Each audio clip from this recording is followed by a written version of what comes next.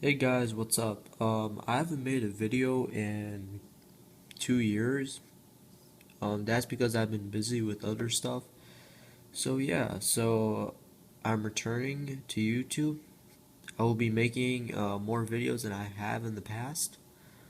And so today I'm going to be discussing about, as you see, the DualShock 4.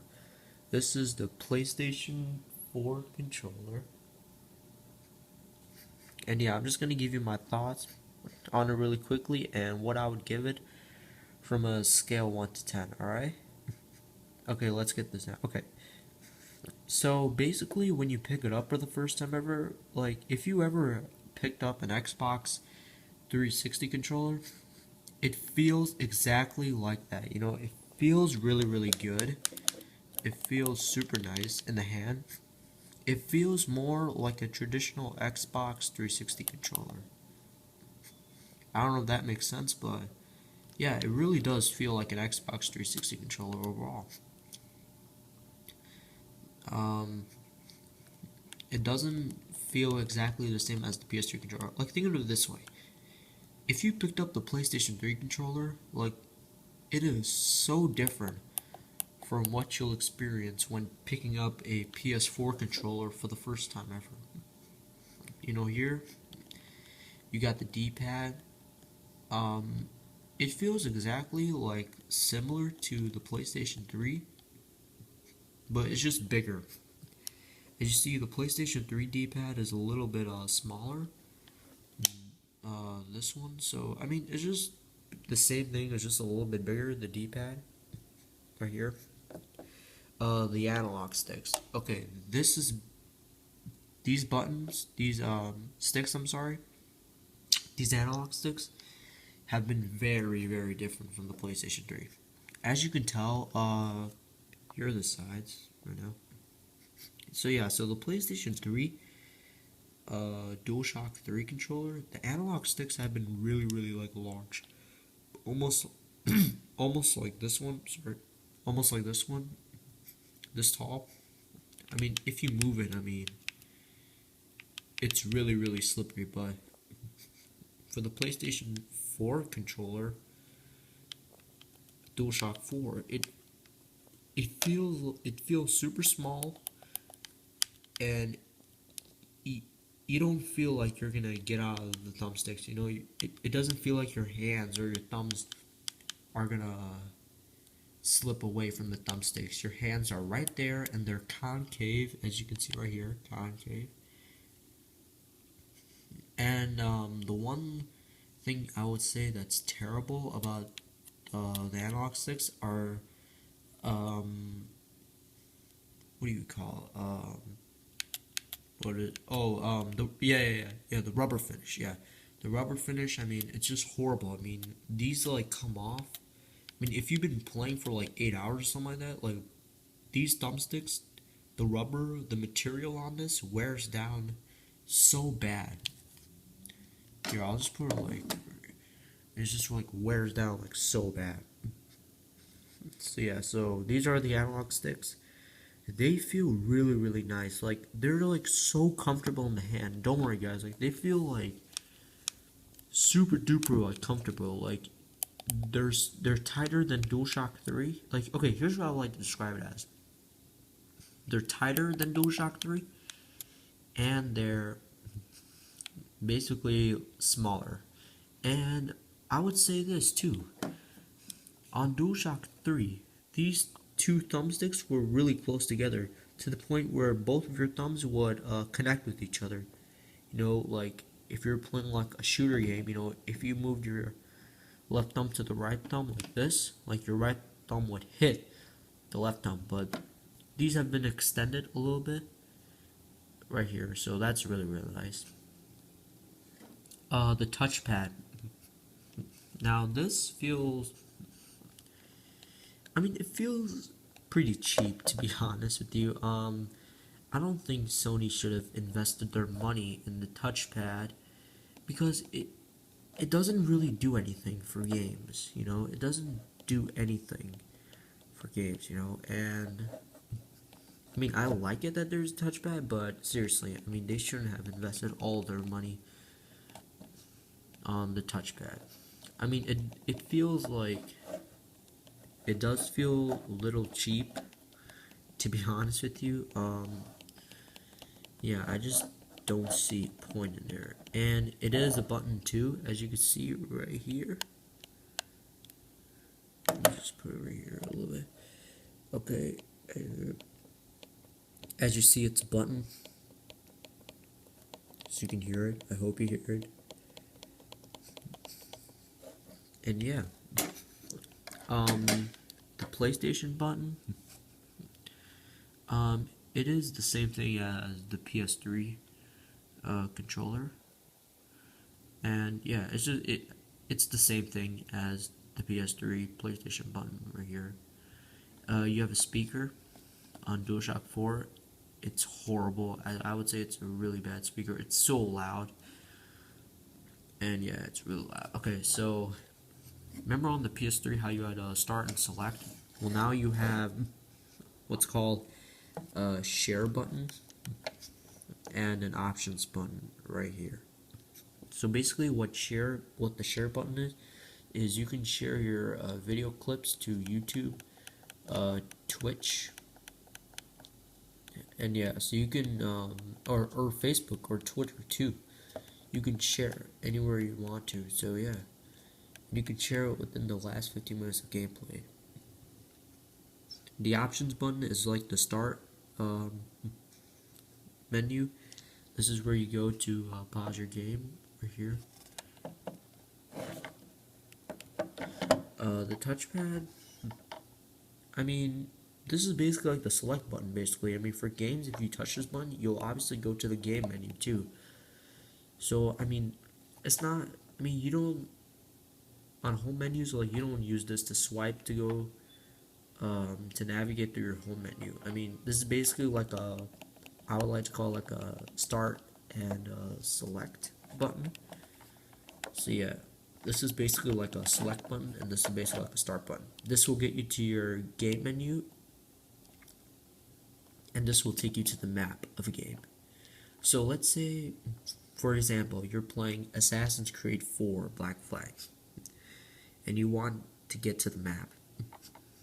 You can basically click this button to get to the map, and you can basically move your fingers around to move through the navigation, to navigate or to make a checkpoint, and this will get you to the start menu.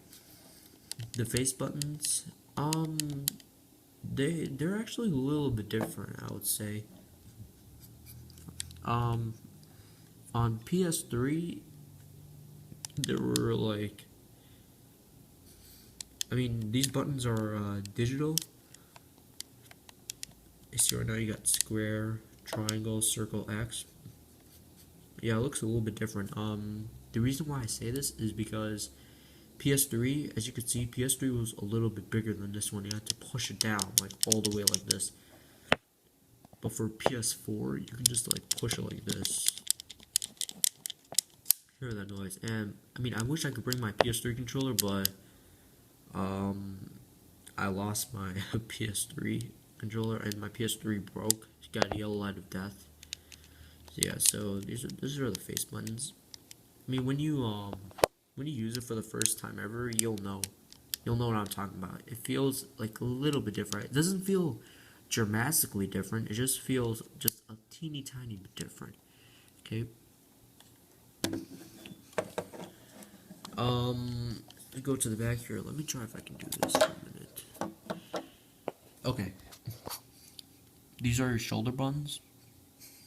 L1, R1.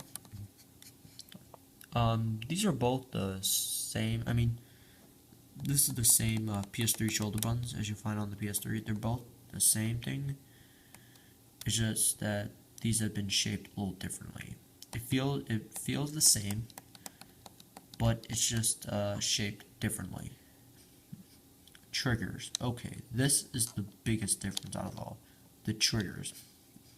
For example, Netflix. say on a PS3, if you're watching a movie, you see how the triggers on the PS3 were like sloped? They were sloped down a little bit, right? If you put the PS3 controller right here, then the PS3 triggers would move like this. It would fast forward a little bit. But for PS4, it just stays like that. So if you left your controller like this on the PS4, then the movie wouldn't go fast forward. A lot of people had this issue with their PS3, so Sony fixed it. And also, it was really bad for first-person shooters. Because on PS3, you know, on PS3, if you shoot, you won't get like a really like good response. And for PS4, if you press the trigger down, it's really fast. Like, it's way faster than a PS3. You see right here. So you can see the shape right here. It's very different than PS3. It feels, as I would say, faster than PS3, but it's also really short. Look at this. Look at this, guys. Look at this. It feels like it looks so short, but it feels really fast when you touch it. So yeah, you also got your mini USB connector too, and oh yeah, this is bullshit on the PS3. On the PS3, they didn't include a headset jack, a headphone jack, whatever the hell you call it, but on the PS4 you have a headphone jack. And last but not least, the light bar.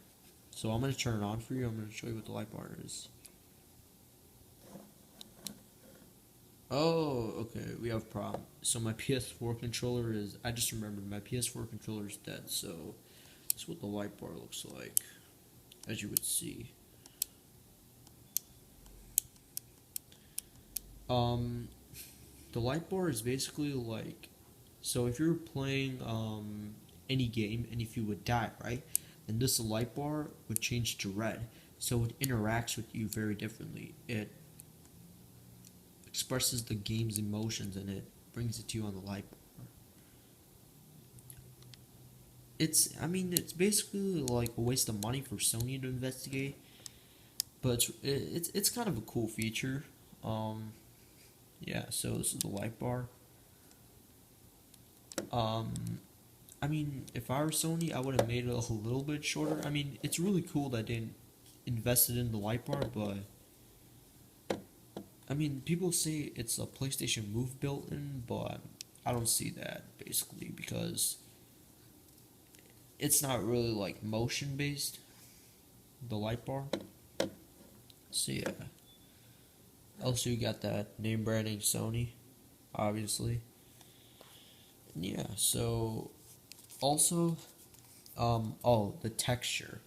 There's, believe it or not, a texture on the back of a PS4 controller.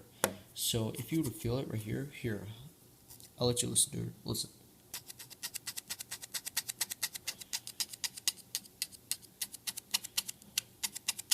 So, I don't really know what texture this is. It's basically like rubberized. Here, I'll get you guys a little close-up view. If you guys can see it, great. If not, I don't know what to do, but this is a texture finish, and it basically what this texture finish is for your hands not to sweat that much, and I really like that feature too. So yeah, so the texture feels really nice, and it feels really good. So yeah, so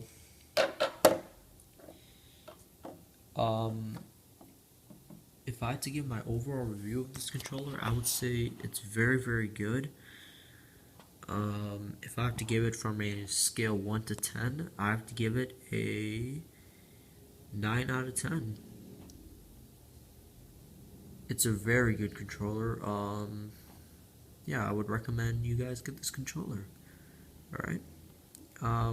Yeah, so please leave a thumbs up and subscribe for more. and I'll see you guys in the next video. Peace.